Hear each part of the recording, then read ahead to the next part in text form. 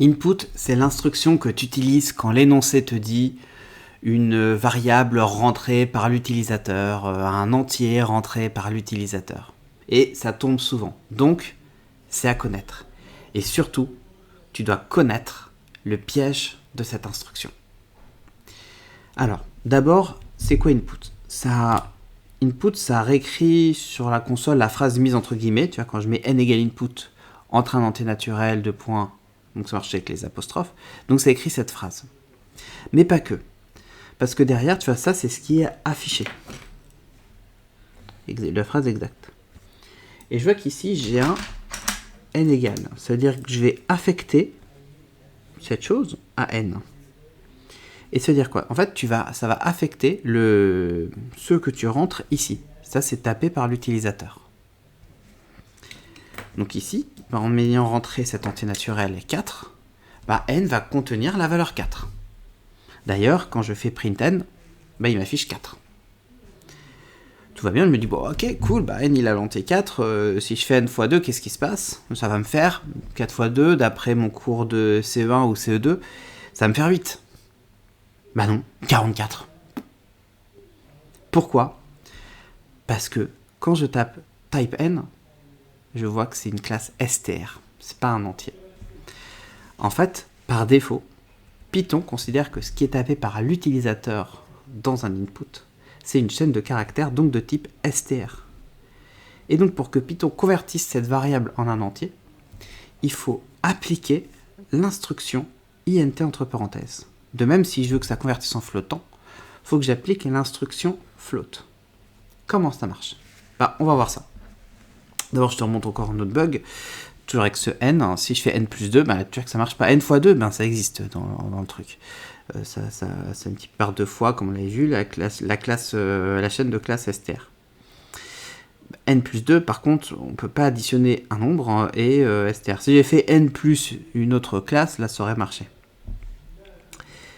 Maintenant, comment je fais ? Ici, là, je veux faire rentrer mon entier, mais dans une variable m. Avant le input, je vais mettre int entre parenthèses. Donc, ça, c'est ce qu'on avait mis, là, au input machin. Et donc, tout ça, c'est à l'intérieur de cette parenthèse, du int. Ouvrez la parenthèse ici, et je la referme ici. Et le tout précédé de m égale, là. Ici, quand je vais rentrer 4, c'est bon. Quand je vais mettre print m égale et que je vais regarder le type de m, ça va être bien un entier. Et donc, je vais pouvoir faire ce que je veux avec. Print m x 4, 4 x 4, 16. Donc, je suis content. Alors, attention, si un verbe, ça ne correspond pas à ce qui est demandé, ça peut bugger. Par exemple, si je dis, je veux un entier, et que je joue au petit malin et je mets pas un entier, c'est-à-dire je mets un type float, 4.2, ça me fait bug. Ça marche pas. En revanche, si j'avais dit float et que je mets un entier, il me le convertit par défaut en float, donc 4.0. Et d'ailleurs, je vois type J, class float. Qu'est-ce qui se passe si j'additionne le m, qui est un entier, avec le j, qui est un float ? M plus j, 4 plus 4, ça fait 8, sauf que ça me met 8.0. Pourquoi ? Parce que quand j'additionne un entier et un float, Python convertit l'entier en float pour pouvoir faire l'opération. Ça marche dans ce sens, mais ça marche pas dans l'autre. Dernier truc intéressant avec le input, c'est effectivement, par défaut, ça fait un truc de type str. Je vais dire, c'est débile, pourquoi pas faire juste avec un entier par défaut ou un float par défaut ? Parce que t'es pas tout seul. La prépa HEC n'est pas toute seule et Python, ça sert à autre chose aussi. Par exemple, imaginons que je mets prénom égale input, quel est ton prénom ? Donc je marque Greg, youpi. Et je peux faire la phrase bonjour, entre guillemets, virgule, prénom. Donc tu vois, ici c'est en dur par rapport à référence à la vidéo d'il y a deux vidéos, je crois, ou non, la dernière vidéo. Là c'est en mou. Et là c'est en dur. Donc ça m'affiche bonjour. Ici, comment vas-tu ? Et ici, au lieu de me mettre prénom, il me met Greg. Et ça, c'est très utilisé quand, par exemple, dans les mails que tu reçois avec les newsletters, on te met salut machin, et on te met ton prénom parce que tu avais rentré le prénom.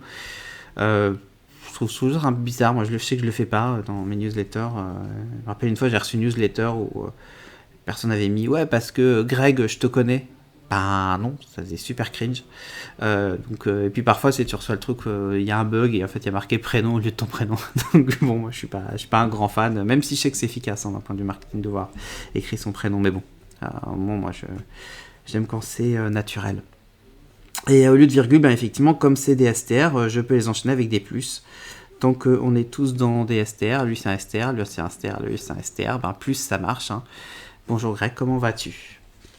Voilà, tu sais tout sur Input et comme tu te tromperas pas de classe, tu auras la classe. Désolé.